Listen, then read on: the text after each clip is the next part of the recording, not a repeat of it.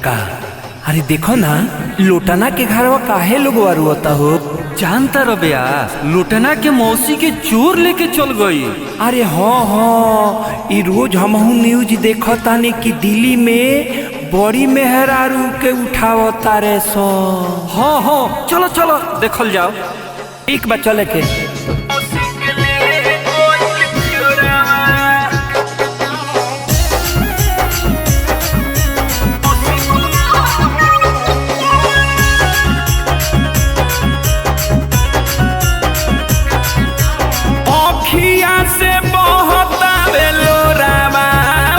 मौसिकले गोइल चोरामा ओखिया से बहता बेलोरामा हो। मौसिकले गोइल चोरामा ले गोइल चोरामा हो। ले गोइल चोरामा ले गोइल चोरामा हो। ले गोइल चोरामा दिलिया में भइल बाबे सोरामा हो।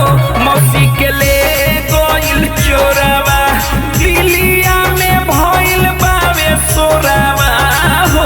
मौसी के ले गोइल चोरावा। अरे मौसी रे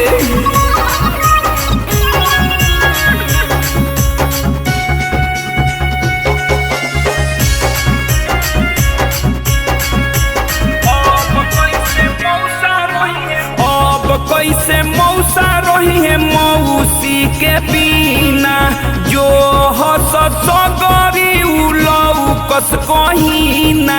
अरे मौसा तो मौसी बिना पागल हो जाइए हो। अब कैसे मौसा रही है मौसी के बिना जो हस सगरी उलऊ कस कहीना। खोजो तो भइले भोरावा हो। मौसी के ले चोरावा खोजो तो भइले भोरावा हो। मौसी के ले गोइल चोरावा। अरे चलो चलो जो हल जाओ।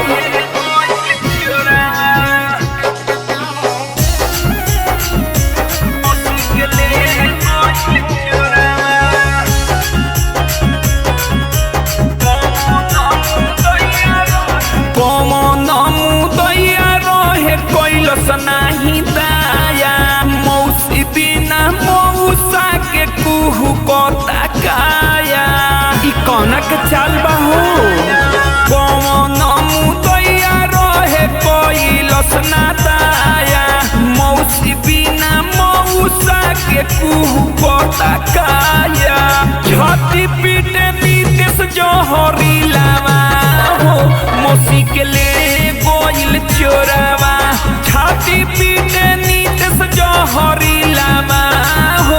मौसी के ले गोइल चोरा। थाना पे चली मौसा।